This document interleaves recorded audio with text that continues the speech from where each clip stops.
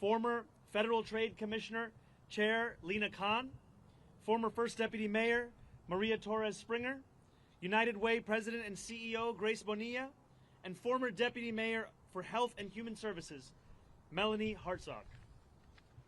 Over the coming days, we'll start announcing the leaders who will implement our agenda. People like deputy mayors, who oversee entire areas of government, and the commissioners, who carry out the critical work of city agencies.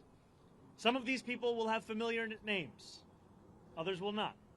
What will unite them will be a commitment to solving old problems with new solutions. We will cast a wide net. We will speak to the organizers on the front lines of the fight to improve our city, government veterans with proven track records, policy experts from around the country and the world, and working people who know better than anyone what their neighborhoods need. Throughout this campaign, I have worked hard to be accessible and transparent with New Yorkers. That same spirit will animate this transition and the city hall we build, because New Yorkers deserve a government that they can trust. And on January 1st, when our city celebrates the inauguration of a new administration, let us also celebrate a new era for our city, one that we all feel invested in and whose success we all work to achieve. Now, it is my pleasure to invite Ilana Leopold to deliver a few words. Thank you. Thank you. Good morning. My name is Ilana Leopold, and I'm very honored to serve as the Executive Director of Mayor-elect Mamdani's leadership team. I want to thank Zohran for his faith in me, both on the campaign trail and in this next exciting chapter of this movement. As a third-generation New Yorker raised in Mitchell-Lama housing and educated at CUNY, I bring to this work a deep appreciation for the city's promise and a commitment to expanding it for others. I love this city deeply, and I'm so grateful for the opportunity to help shape its future. I'm also expecting a child soon, and so I want the future that she inherits to be one of possibility and opportunity. And I want my new family, like so many others, to be able to rely on the universal child care that Zohran campaigned on. I know from firsthand experience that no one will fight harder for New Yorkers than Zohran. He has the vision and ambition necessary to drive down the cost of living so that families like mine can afford to live in the city we've built. I cannot wait to help our next mayor build a government for and by all New Yorkers. Thank you.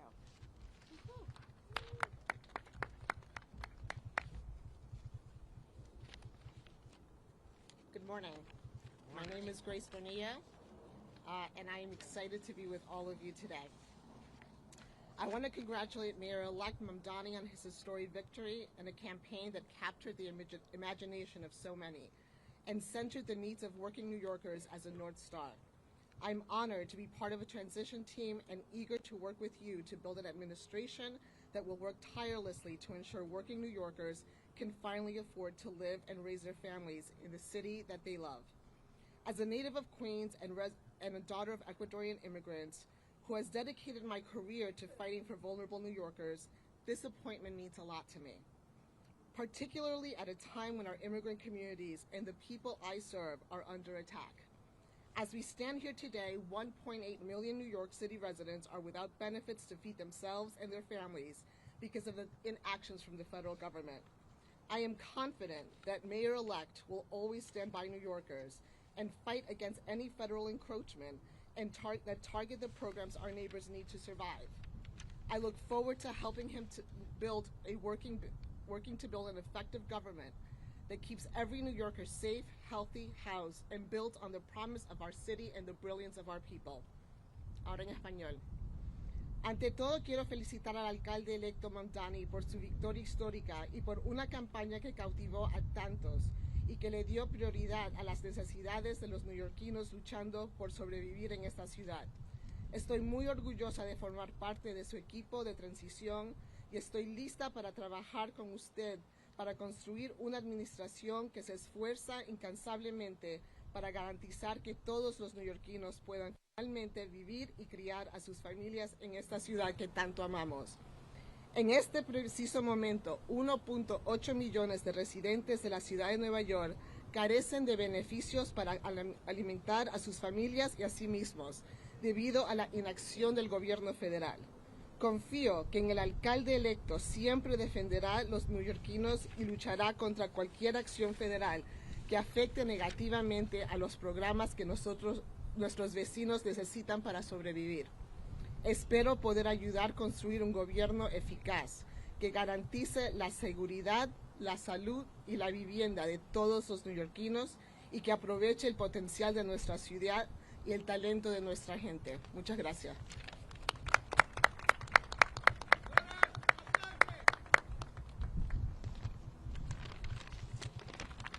Good morning. Good morning. My name is Mel Hartzog. No one calls me Melanie except my mother when I'm in trouble. And I'm so excited to be with you all today. I first want to start off by congratulating our Mayor-elect Mamdani on an impressive and amazing campaign and victory last night. In my day job, I lead the New York Foundling, one of the city's largest and oldest social service organizations. I previously served across 2 administrations as the Deputy Mayor for Health and Human Services, Director of the Office of Management and Budget, Deputy Commissioner for the Administration for Children's Services, among other roles. There's one thing I've been reminded of in this work, time and time again. It all comes down to economics. Paying your rent, putting food on the table, taking care of your kids. That's what New Yorkers care deep down about, and that's what the Mayor-elect has so successfully tapped into. It's my honor to join the Mayor-elect and this incredible group of women who epitomize public service to make sure that we bring the very best, brightest, and most principled people to deliver for our fellow New Yorkers on this moment of promise. Thank you so much. Good morning, everybody. It's great to see you all. I want to start off by just congratulating our Mayor-elect Mamdani on an incredible victory and a just remarkable campaign this last year.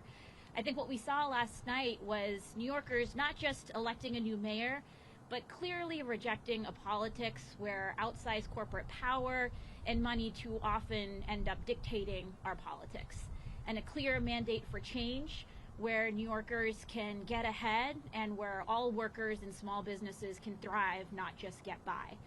I think what we saw through the campaign was an operation that showed extraordinary discipline, rigor, talent, and I know that Zohran has the vision and courage to make sure that we can actually deliver.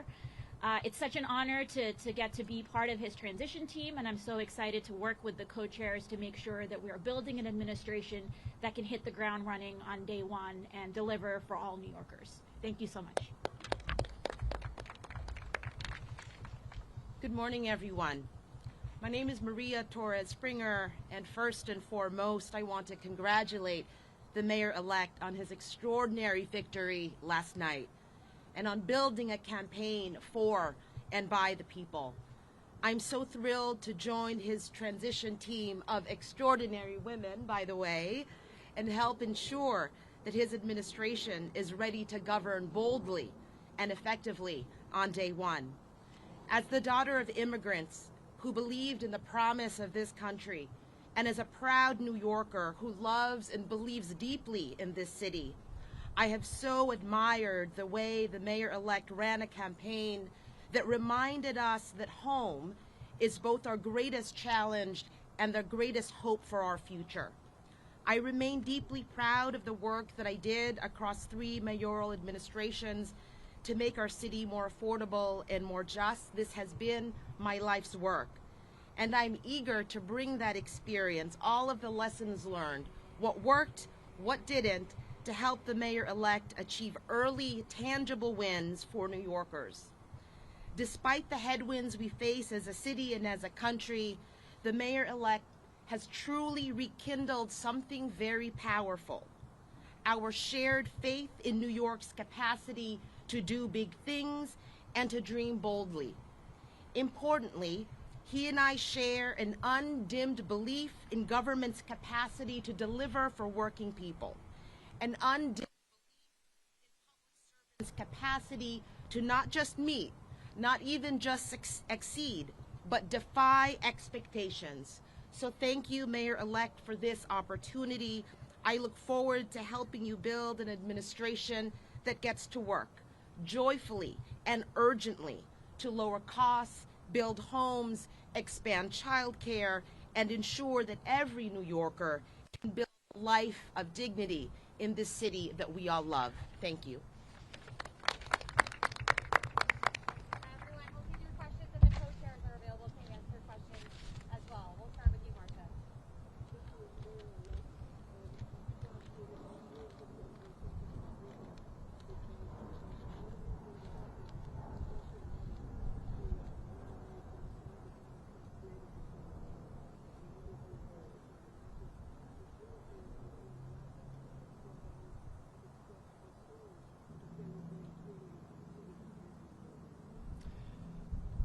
I look forward to being the mayor for every person that calls this city home. That includes the Jewish New Yorkers that voted for our campaign and those that didn't.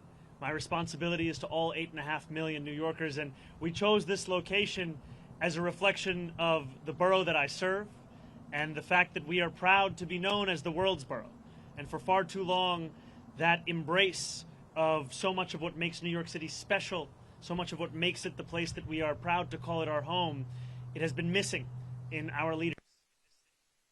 And I am excited to be the first immigrant to lead this city in generations. And excited more, frankly, to deliver on an agenda of affordability alongside these incredible co-chairs for New Yorkers across the 5 boroughs.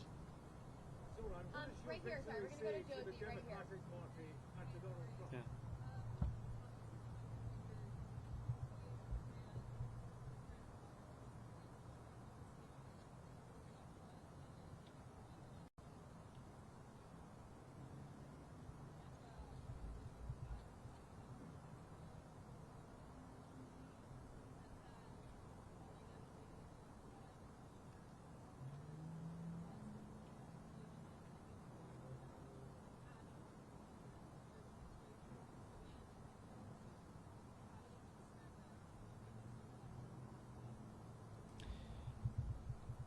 I look at these 4 incredible co-chairs of our transition team, and what I see are those who have had their careers defined by an excellence that we want to characterize the very city hall that we are looking to build.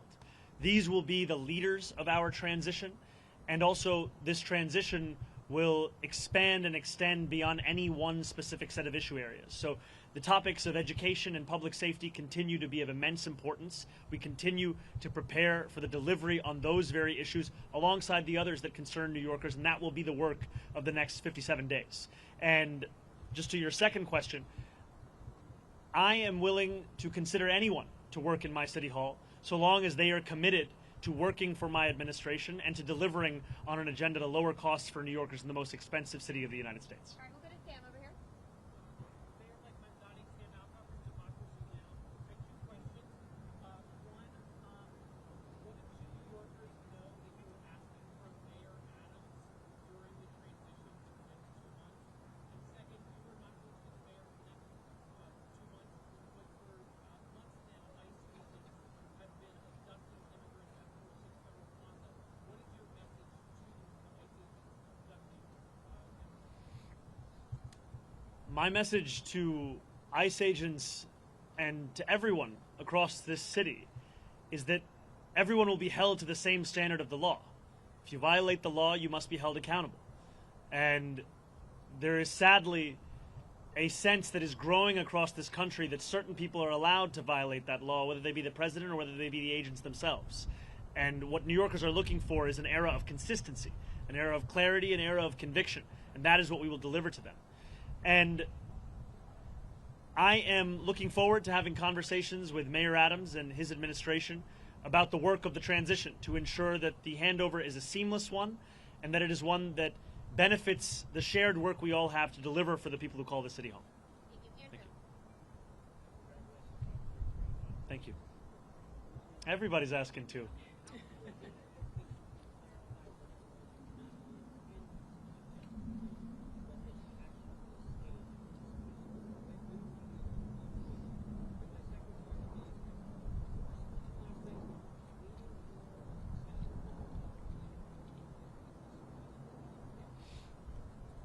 I've made my intention clear to retain Commissioner Tisch, and I look forward to having conversations with her on that very subject.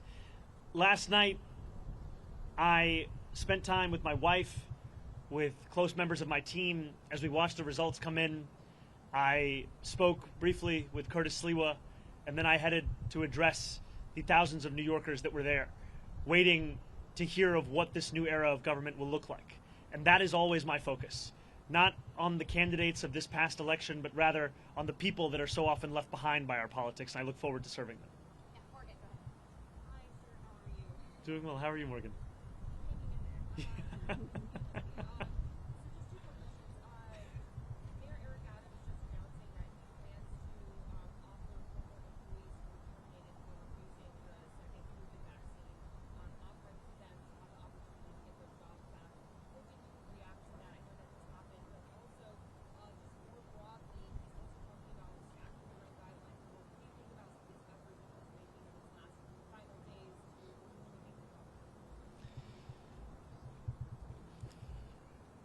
The mayor is seemingly unsatisfied with a record of raising rents by more than 12% on more than 2 million New Yorkers, and has gone so far as to consider appointing someone to the Rent Guidelines Board who is known for being a star, I think, on a show called Selling New York. And in many ways, that's the description of what he wants to do over these next few months. I continue to believe in the importance of delivering relief for the 8.5 million people who love this city, who live in this city, but cannot afford to continue to be here. And last night I spoke of Wesley, an 1199 organizer that I met outside of Elmhurst Hospital less than a week ago. And as I asked him how long it took him to get to work, he told me 2 hours. I asked him, where were you coming from? He told me Pennsylvania. That, for many New Yorkers, is now the reality, where they have to live elsewhere because they can't afford to live in the place that they love. And that has to be our compass in guiding the work that we do to ensure that we can make this a city that is livable and make this a city that finally turns the page on an era of big money and small ideas. Yeah, I'll go Holly right here.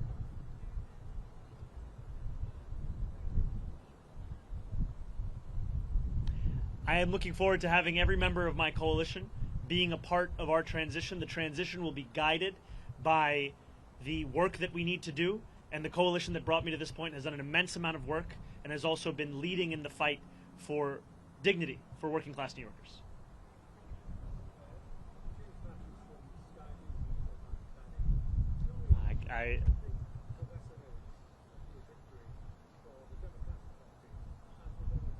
Well, first I just have to say I've spent many days in my youth watching the transfer window close, final hours on Sky News, so it's a pleasure to have you here.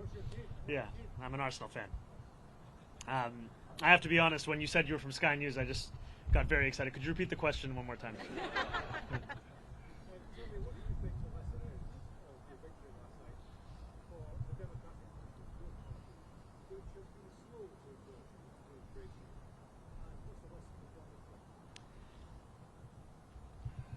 I think the lesson for the president is that it's not enough to diagnose the crisis in working class Americans' lives. You have to deliver on addressing that crisis. This is a president who ran a campaign on the promise of cheaper groceries, and now, as was said by one of our co-chairs, has gone so far as to cut SNAP benefits for close to 2 million New Yorkers. Someone who is literally making it harder to afford those same groceries whose price he was decrying not that long ago.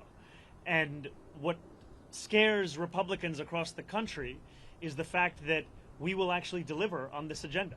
And the contrast is something that they cannot bear to witness. And I try to keep my focus similar to that cover on the New Yorker where the world ends at New Jersey, and thinking about what this means for our city instead of for our nation. And I will tell you that for our city, what left me with such great hope last night were the stories from so many New Yorkers who had never voted before, who had lost hope in politics years ago. And to stand here before you, having received over 1 million votes in an election that saw turnout the likes of which we haven't seen since 1969, it shows that politics, once again, is offering more than just a settling for the crumbs that are not able to meet the needs of so many families across the city. We are finally offering a vision that can meet the scale of the crisis in working class New Yorkers' lives. Thank you. Thank you very much. Please.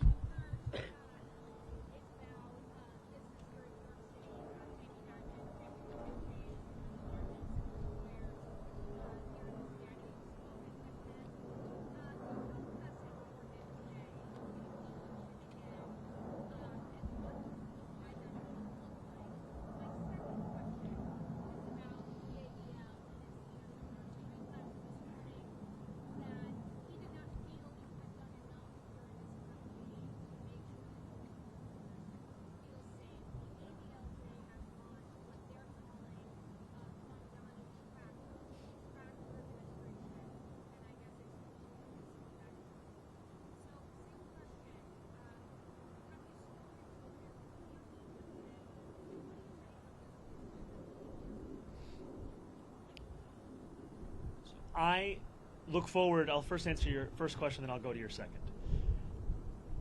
I look forward to meeting with Jamie Dimon and meeting with anyone who is concerned about the future of our city and is invested in the vitality of that same city.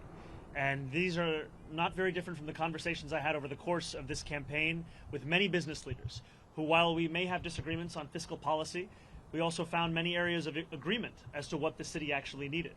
And I think it is critically important that we start to embody a style of leadership that does not demand agreement across every single issue in order to even have a conversation.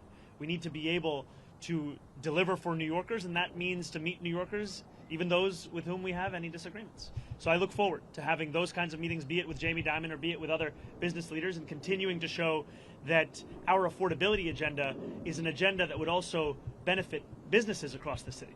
Because what I've heard from many of those same business leaders is that the inability for city government and state government to provide universal child care has led to businesses sometimes having to provide stipends to their own employees given the expense of that child care. Makes sense because child care in this city costs an average of $22,500 a year, which is a burden that many families cannot bear. And I also look forward to streamlining the regulations within city government. I'm someone who believes deeply in the public sector, believes deeply in public regulation, and I also believe if I cannot give you an answer as to why a regulation exists, then it likely doesn't have a good reason to exist any longer. And that extends to when a restaurant owner told me of the $25 a year he has to pay the city for the right to sell a frozen dessert. And it also extends to the way in which we fine and fee small businesses across the city, which is why we've committed to cutting that in half. And I have not spoken to Jonathan Greenblatt. I take the issue of anti-Semitism incredibly seriously.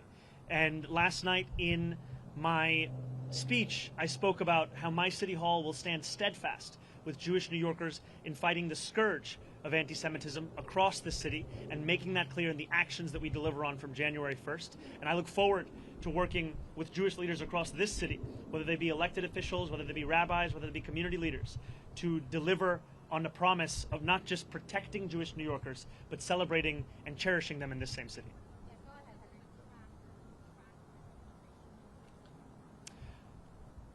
I think that anyone is free to catalog the actions of our administration. I have some doubts in Jonathan's ability to do so honestly, given that he previously said I had not visited any synagogues, only to have to correct himself.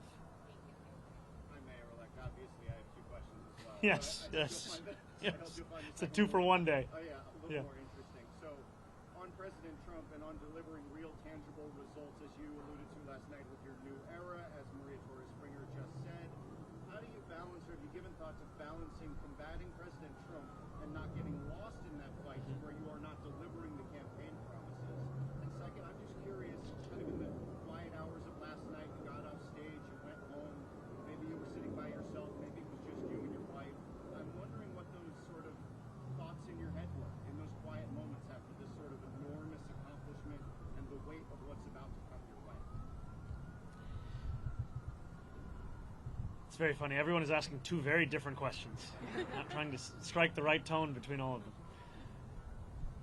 New Yorkers are facing twin crises in this moment: an authoritarian administration and an affordability crisis. And it'll be my job to deliver on both. It'll be my job to stand up for the city and also to ensure that we do not look at Washington, D.C. as if it is the reason for all of the problems right here in New York City. Many of the issues we are speaking about, they predate President Trump. They are issues that for too long we have turned a blind eye to, or we have sought to rationalize or normalize. And what I'm so excited by in looking at these incredible women who will be leading our transition is a track record of being able to handle multiple crises at the same time. Crises which so often for others might be the only focus. For so many of the people on this stage, they were one of many. And these are the crises of cost, these are the crises of conviction, these are the crises that have come to describe much of our politics. And I find immense confidence in the fact that we are already building a team that has shown its ability to deliver and that will continue to show that over the next 57 days and beyond. I cannot tell you that I had many quiet moments between last night and this morning, but some things that I have been left with, whether it was in sitting with my wife or with close members of my team without whom none of this would have been possible, is the sense of hope that New Yorkers have. When I left the venue yesterday evening, there were hundreds of New Yorkers waiting outside. And so many of them were young New Yorkers. So many of them, it may have been their first vote they were ever eligible to cast. And in their eyes and in their shouts and in their screams, I heard the potential for what our politics could be. And it's a potential for New Yorkers to not only be able to see themselves in those that lead them, but more importantly, to see their struggles. And just before this, I heard from an immigrant rights advocate who said that the moment that made her whole in the speech that I shared was when I spoke about this city as being one that was built by immigrants, that was powered by immigrants, and now that will be led by an immigrant. I think for too long, many New Yorkers have been told that their only place is in the shadows. And it is incredibly exciting to stand here alongside these leaders to embrace the light that the future will hold for all of us in this city. Yes. Thank you very much. Gracias.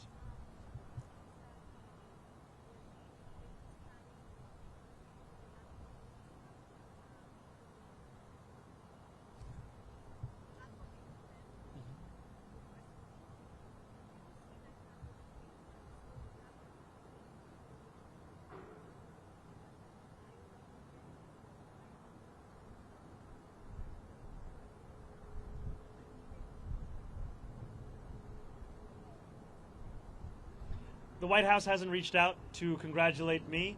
I continue to be interested in having a conversation with President Trump on the ways in which we could work together to serve New Yorkers, whether that be delivering on his campaign promises around cost of living or the many issues that New Yorkers have been sharing with me about the drastic impacts that the legislation that President Trump has ushered through Washington will mean for them and their lives. And too often we understand these impacts solely at an individual level.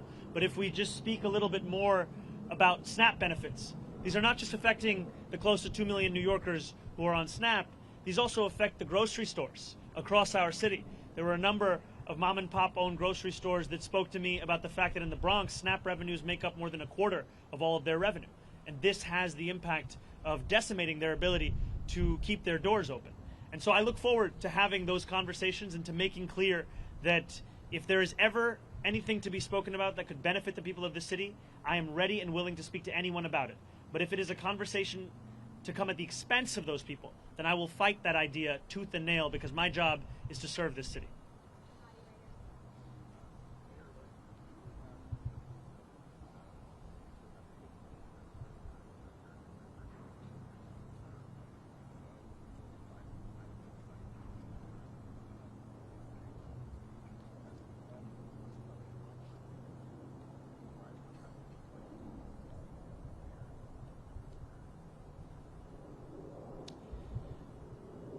When I speak about Trump-proofing this city, I speak about protecting those with the least from the consequences of a man with the most power in this country. It is in part a reference to the need to ensure that any fight for additional revenue is one that also looks to try and protect those same New Yorkers from these kinds of cuts to the greatest extent that we can. And it's also a commitment to ensure that so many of the storied parts of city government return back to the moments where they were on the front lines of fighting for dignity and civil rights, and I think specifically of our city's law department.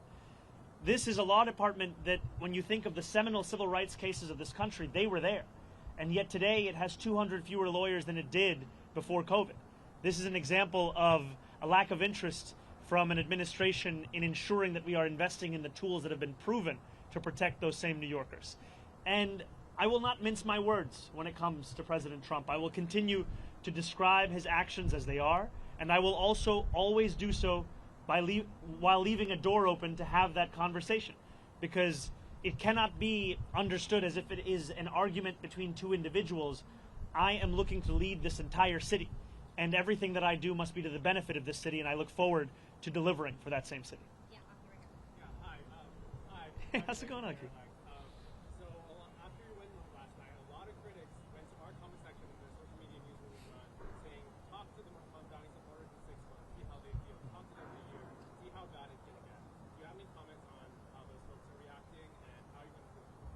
Well, first I'd say we've come a long way since that conversation in Astoria Park, and it's lovely to see you here. You know, I think there were many who said similar things when we launched our campaign on October 23rd. Talk to the campaign in 6 months, talk to the campaign in a year, see where they are. And what we've shown is that the hunger, the dedication, the commitment to excellence and delivering in the ways in which we have been told are impossible, this is what will typify our efforts. It has thus far. This is what will describe them moving forward. And the passion, as Maria had said, of an undimmed potential for government to meet the needs of working people across this city, that is something that we fully intend to deliver on. These were not words that were shared as a means by which to inspire people for the purpose of an election. These were commitments that were made that we intend to deliver on to ensure that New Yorkers can live in the city they call home.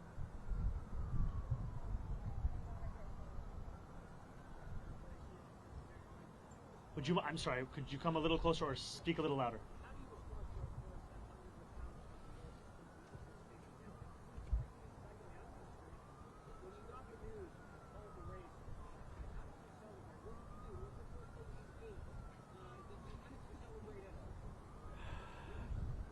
I think the first thing I did was drink some water, and it took a moment for it to settle in.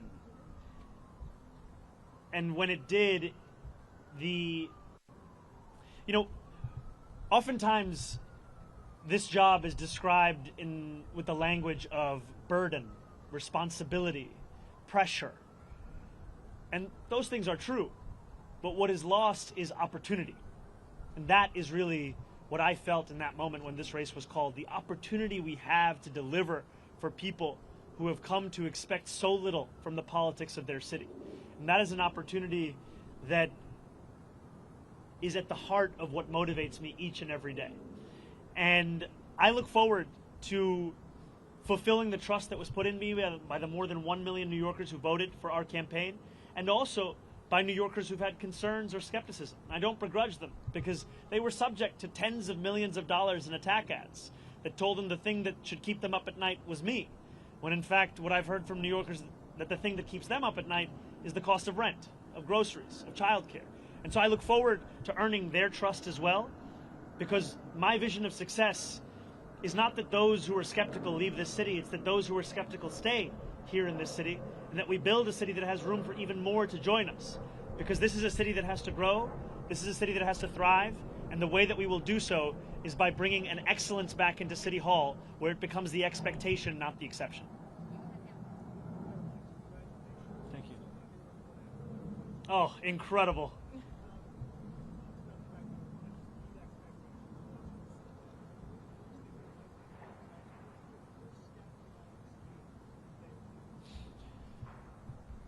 My first day in City Hall will look like my last day. It will be focused on the cost of living crisis. It will be focused on delivering for the New Yorkers who have been priced out of this city. 1 in 4 New Yorkers currently living in poverty across the 5 boroughs. And what excites me so much about being on the stage alongside these incredible leaders is that this is not a job that can be done alone. This is not a job that can be done by one person with one vision. It is a job that must be done by a team that is united in purpose in fulfilling the agenda that we ran on, an agenda of affordability. And for too long, we have heard from politicians who have told us what they can't do, and in reality what they mean to say is what they won't do. And I'm excited to prove that making people's lives better is not simply an ideal, it is something that we can fulfill in the day-to-day work of our administration. Thank you. Thank you very much, Ethan.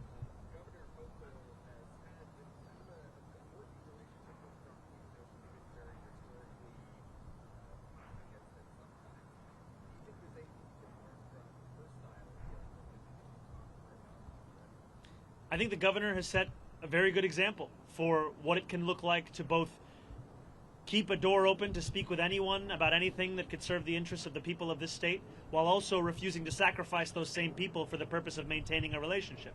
And that is exactly the approach that I will take, is when President Trump wants to do something that will benefit this city, I will be there to say as much. But if he is looking to persecute or prosecute or punish the people of this city by virtue of who they are or where they live or where they came from, then I will fight him on that. I think too often we have had a style of leadership that seeks to put oneself before the people that you're looking to serve, and my city hall will do the opposite.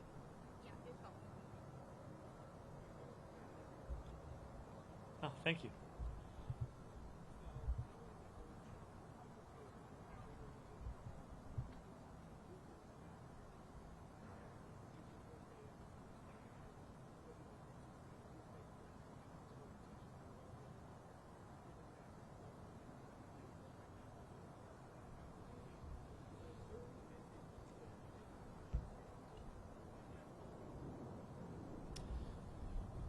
You know, this is a group that exemplifies the excellence I've long spoken about.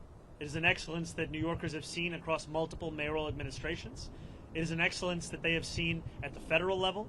And it's an excellence that has been displayed amidst a conviction of what government can and should and must do for New Yorkers. And I'm excited by the prospect of them leading this transition to deliver for those same New Yorkers.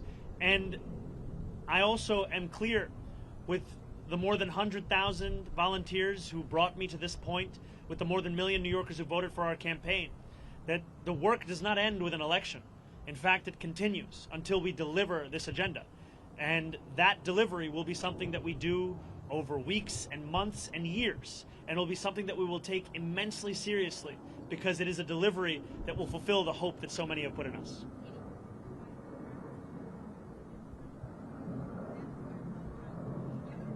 Could we do the first one? I'll answer, then we go to the second one? Perfect. Yes.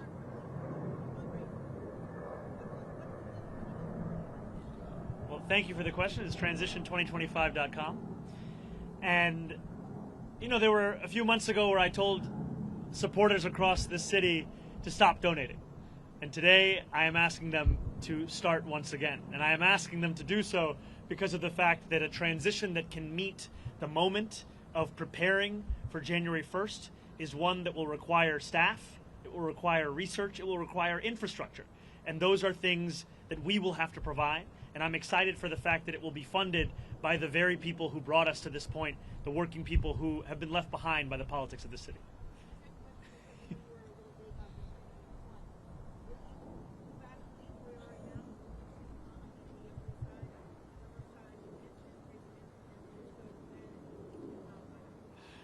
You know, I did get a text from my super late this night. Look, I have been told time and time again, and I've embraced it, to not measure the drapes. And here I am the day after being asked to use a ruler.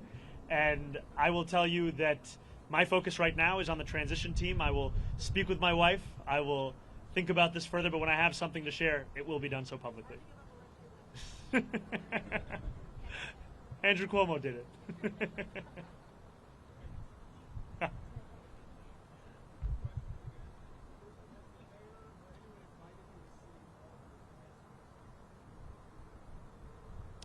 The mayor has not invited me as yet to go to City Hall, but I look forward to having those conversations about the transition.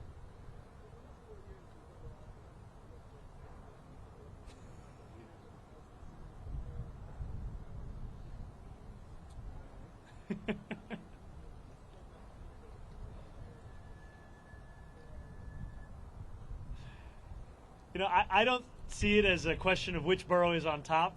I am looking to serve every single one of the 5 boroughs. And in each of these boroughs, I find so much of the inspiration of the work that we have to do in City Hall. And I'm also proud to represent Queens in the state legislature. I'm proud to be a resident and an assembly member for Astoria and for Long Island City. And I'm proud that we are standing here today in the world's borough to embrace what gives so much meaning as to what it means to be a New Yorker here in this moment today. This guy's trying to get me to go against other boroughs. Unbelievable. Where's the suit? Good to see you.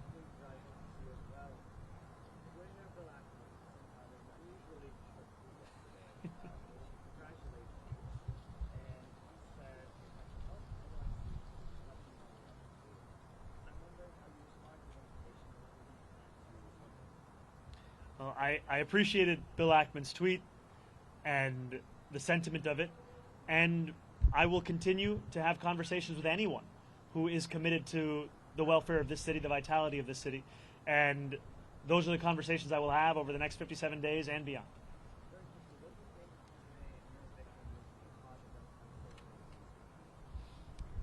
I can tell you what it means in this city.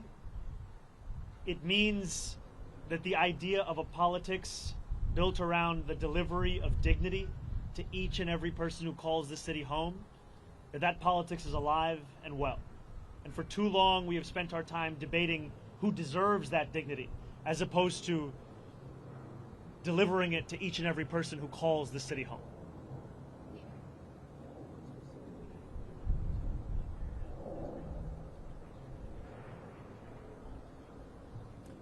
I didn't hear the second question. You know, even amidst my many critiques that I have of the Adams administration, we have to have a sober analysis of the work that is done in any single administration.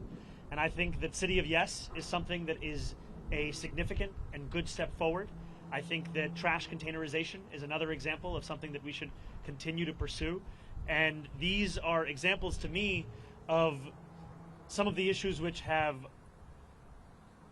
been long recognized by New Yorkers as ones that need to be contended with by government and ones that have simply been ignored. And I look forward to continuing on those issues and then correcting the course in many and other areas of city government.